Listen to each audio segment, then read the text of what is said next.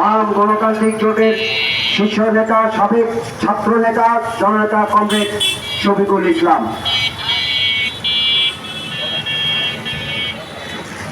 ফিলিস্তিনি জনগণের উপর ইসরায়েলের নৃশংস হামলার প্রতিবাদে আজকে আমরা এখানে নওগাঁয় দাঁড়িয়েছি।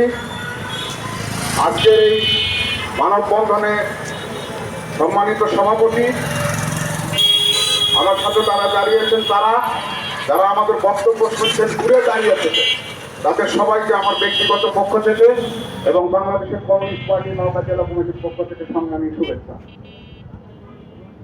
একটু পিছনে যেতে হয়।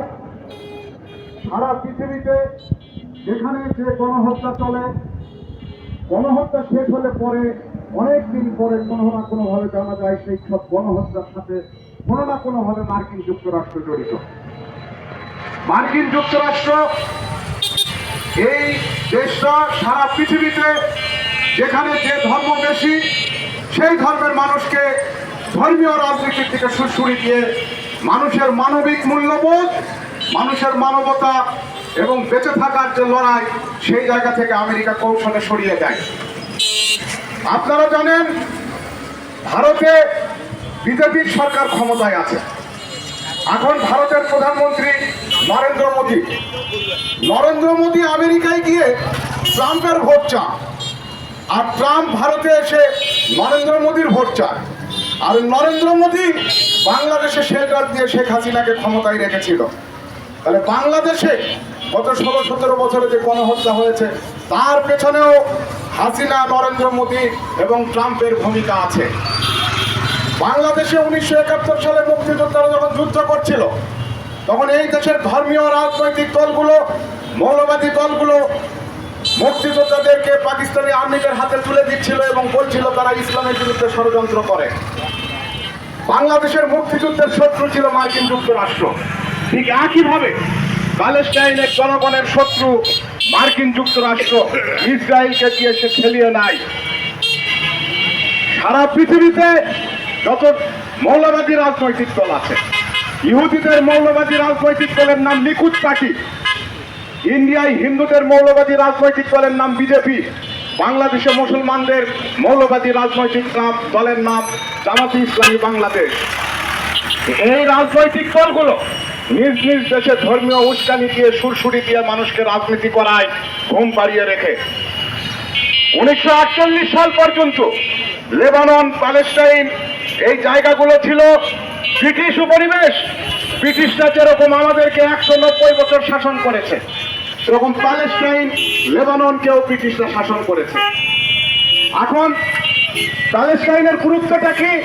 সেখানে যে জেরুজালেম আছে, জেরুজালেম ইসলাম, ইহুদি এবং খ্রিস্ট ধর্মের জন্য খুব গুরুত্বপূর্ণ জায়গা। জেরুজালেমে ইহুদিদের ধর্মগ্রন্থ তৌরাত এবং জবুর নাজিল হয়েছিল মুসা এবং দাউদের উপরে। জেরুজালেমে ঈসার জন্ম এবং সেখান থেকেই খ্রিস্ট ধর্মের উৎপত্তি। এবং মুসলিমদের কাবাঘর এখন কিবলা। কাবাঘর হওয়ার আগে জেরুজালেমের আল-আকসা মসজিদ ছিল মুসলিমদের কিবলা।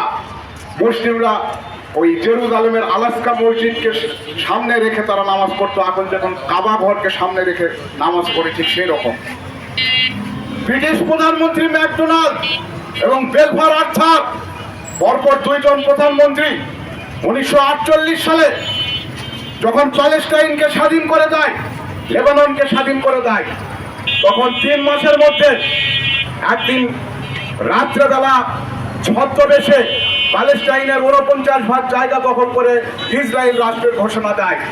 সেই রাতেই আমেরিকা, ফ্রান্স এবং ইংল্যান্ড সেই ইসরায়েল রাষ্ট্রকে স্বীকৃতি দেয়। তারপরে ইসরায়েলের সাথে একে একে যুদ্ধে জড়ায় সিরিয়া। তারা সিরিয়ার গোলান মালভূমি দখল করে নেয়। তারা মিশরের সিনাই পর্বত দখল করে নেয়। জর্ডান নদীর পশ্চিম তীরের 300 বর্গ কিলোমিটার জায়গা ইসরায়েলরা দখল করে নিয়েছে। 1993 সালে আমেরিকার প্রেসিডেন্টের বাসভবন হোয়াইট হাউসে সেপ্টেম্বর মাসের 13 তারিখে আইজাক রবিন, ইসরায়েলের প্রধানমন্ত্রী, তার সাথে PLO নেতা ইয়াসির আরাফাতের একটা চুক্তি হয়। সেই চুক্তি মোতাবেক গাজা, জেরিকো, রামাল্লাহ পশ্চিম তীর, কাবরুস, এগুলা জায়গায় সীমিত স্বায়ত্ত শাসন দেয় এবং পরবর্তীকালে পুলিশ স্বাধীন করে দিবে এবং তারা নিজেরা সেনাবাহিনী বানাতে পারবে। এরকম একটা চুক্তি ইসরায়েলের প্রধানমন্ত্রী আইজাক রাবিনের সাথে ইয়াসির আরাফাতের হয়েছিল। সেই চুক্তিও তারা লঙ্ঘন করেছে। প্যালেস্টাইনে মানুষকে যেভাবে হত্যা করা হচ্ছে, এইভাবে মানুষ মানুষকে কোথাও হত্যা করতে পারে না। তাই বলি যে সারা পৃথিবীতে গত 50 বছরের খোঁজ নিয়ে দেখলে দেখতে পারবেন, পৃথিবীতে Haiti, Panama, Canada, Nicaragua, Somalia, Angola, Rwanda, Burundi, Vietnam, 71 সালে বাংলাদেশ, আফগানিস্তান, ইরাক, সিরিয়া, এই দেশগুলোতে পোড়া মাটির নীতি গ্রহণ করেছে আমেরিকা। করে মানুষকে হত্যা করেছে। বিভিন্ন জায়গায় বিভিন্ন ধর্মের নামে, কোথাও তেল গ্যাস সম্পদ চুরি করার নামে, কোথাও স্ট্র্যাটেজিক্যালি ইম্পর্ট্যান্ট এরিয়া নিজের দখলে রাখার প্রয়োজনে তারা বিভিন্ন জায়গায় যুদ্ধ বাঁধায়। এই যুদ্ধ বাঁধানোর অংশ হিসেবে গত ৭৭ বছর ধরে প্যালেস্টাইনিরা তাদের লড়াই করছে, কিন্তু তাদের প্যালেস্টাইনি ভূখণ্ড ধীরে ধীরে ইসরায়েলিরা দখল করে নিচ্ছে। তার পেছনে মূল শক্তি আমেরিকা। আমেরিকা ইন্ধন না দিলে প্যালেস্টাইনের এইসব করতে পারে না। তাই আমি বলতে চাই, বাংলাদেশের কমিউনিস্ট পার্টি নওগাঁ জেলা কমিটির পক্ষ থেকে এই স্থানে দাঁড়িয়ে যে বাংলাদেশের বর্তমান প্রধান উপদেষ্টা, আপনি শান্তিতে নোবেল পেয়েছেন। বাংলাদেশে এমন কোন সরকার ছিল না, যে পথের, যে দলের, যে মতেরই হোক, সবাই প্যালেস্টাইনের পক্ষ নিয়েছে। আমরা বাংলাদেশ সরকারের পরিষ্কার বক্তব্য জানতে চাই প্যালেস্টাইন সম্পর্কে বাংলাদেশ সরকারের বর্তমান নীতি কি, এবং জাতিসংঘের সাধারণ পরিষদের, নিরাপত্তা পরিষদের বৈঠক আহ্বানের জন্য আপনি ভূমিকা রাখবেন, এইটাই আমরা দেখতে চাই। জাতিসংঘের নিরাপত্তা পরিষদের বৈঠক রাখার জন্য জাতিসংঘের মহাসচিব না ঢাকায় ঘুরে গেল, তাকে আপনি চিঠি দেন, আন্তর্জাতিকভাবে পরিবেশ তৈরি করুন। জাতিসংঘের মহাসচিব তাতে উদ্যোগ নাই, আপনাকে নাকি সারা পৃথিবীর লোক সম্মান করে আপনি শান্তিতে নোবেল পেয়েছেন। প্যালেস্টাইনে আমেরিকার সরকারে ইসরায়েল গণহত্যা চালিয়ে যাচ্ছে, সেই ব্যাপারে শান্তিতে নোবেল পাওয়া আপনার ভূমিকা আমরা দেখতে চাই। আপনি জাতিসংঘে ভূমিকা রাখবেন, নিরাপত্তা পরিষদের বৈঠক ডাকবেন, সেই বৈঠকে ইসরায়েলের বিরুদ্ধে অবরোধ জারি করতে হবে, যুদ্ধবিরতিতে বাধ্য করতে হবে।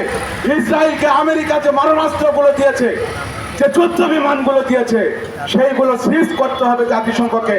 জাতিসংঘের শান্তিরক্ষী বাহিনী ইসরায়েলের বিরুদ্ধে ভূমিকা না রাখলে ইসরায়েল আরো 100 বছর এইভাবে প্যালেস্টাইনে মানুষ মারবে। এবং সৌদি আরব মধ্যপ্রাচ্যে আমেরিকার সবচেয়ে বড় দালাল, যে প্যালেস্টাইনের বিরুদ্ধে ইসরায়েলের পক্ষে ভূমিকা রাখে। এই বলেই বাংলাদেশের কমিউনিস্ট পার্টির পক্ষ থেকে জাতিসংঘের নিরাপত্তা পরিষদের বৈঠক ডাকার আহ্বান জানিয়ে, প্যালেস্টাইনের শান্তি প্রতিষ্ঠার আহ্বান জানিয়ে, ইসরায়েলকে নিরস্ত্রীকরণ এবং বাণিজ্যিক অবরোধ, খাদ্য অবরোধ করে প্যালেস্টাইনকে সাজা দিতে, ইসরায়েলকে সাজা দিতে হবে, এই দাবি জানিয়েই আমি আমার বক্তব্য শেষ করছি। ধন্যবাদ সবাইকে। ধন্যবাদ।